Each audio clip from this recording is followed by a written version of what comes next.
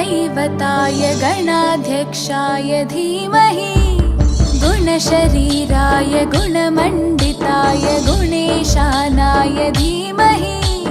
गुणातीताय गुणाधीशाय गुणप्रविष्टाय धीमहि एकदन्ताय वक्रतुण्डाय गौरीतनयाय धीमहि गजेशानाय भालचन्द्राय श्रीगणेशाय धीमहि